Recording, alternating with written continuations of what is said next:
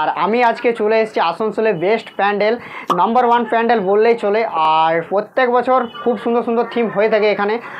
আর এখানে থিম হয়েছিল আগের বছর মালয়েশিয়ার টুইন টাওয়ার, আর এবছর 2024-এর থিম হচ্ছে এই ধেমমেন কলিয়ারির মুম্বাইয়ের তাজ হোটেল।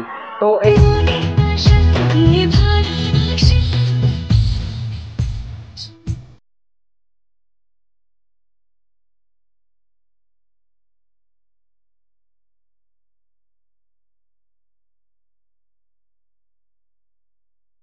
এই তাজ হোটেল কত ফুট উচ্চতা হতে চলেছে এবং পুরোটা কিসের কাজ হবে সব কিছু ইনফরমেশান থাকছে এই ভিডিওর মধ্যে। আর তোমরা কি করে আসবে সব কিছু ইনফরমেশান থাকবে এই ভিডিওর মধ্যে।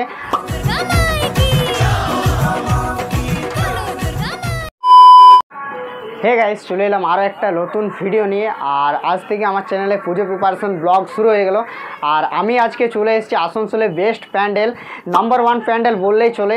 আর প্রত্যেক বছর খুব সুন্দর সুন্দর থিম হয়ে থাকে এখানে।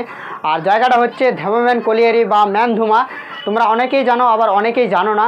আর এখানে থিম হয়েছিল আগের বছর মালয়েশিয়ার টুইন টাওয়ার, আর এবছর 2024-এর থিম হচ্ছে এই ধেমমেন কলিয়ারির মুম্বাইয়ের তাজ হোটেল।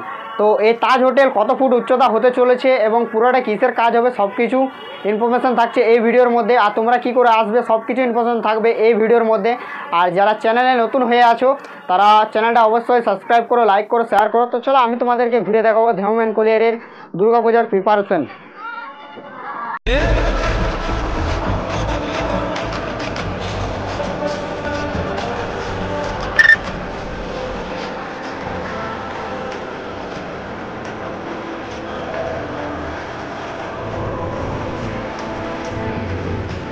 কলিয়ারির পুজো প্রিপারেশন কত দূর এগিয়েছে, প্রায় 30% মতন কমপ্লিট হয়ে গেছে। আর এখানকার থিম হচ্ছে তাজ হোটেল, মুম্বাইয়ের তাজ হোটেল যে আছে তার আদলে থিমটা করা হচ্ছে। দেখতে পাচ্ছি বাঁশের কাজ প্রায় 30% মতন কমপ্লিট হয়ে গেছে। আর উচ্চতার কথা বলে রাখি, প্রায় 100 ফুটের কাছাকাছি উচ্চতাও হয়ে গেছে। তো ভিতরে যাব আর দেন ভিতরের কাজটাও তোমাদেরকে একটু দেখাবার ট্রাই করব।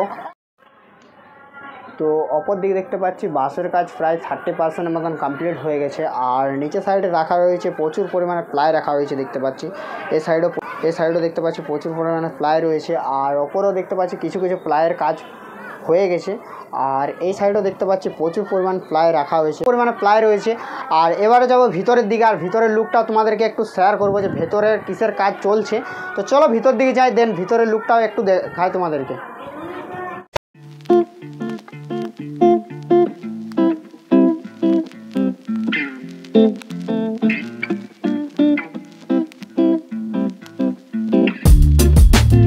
দেখলাম প্রচুর পরিমাণে প্লাই, তেমনি ভিতরটাতেও প্রচুর পরিমাণে প্লাই রয়েছে দেখতে পাচ্ছি। আর ওপরটা অনেকটা প্লাইয়ের কাজ হয়ে গেছে। আর এবার চলে এলাম সেই জায়গাটাতে যেখানে মা দুর্গার প্রতিমাটা রাখা হয়। এটা হচ্ছে সেই জায়গাটা যেখানে মা দুর্গার প্রতিমা রাখা হয়।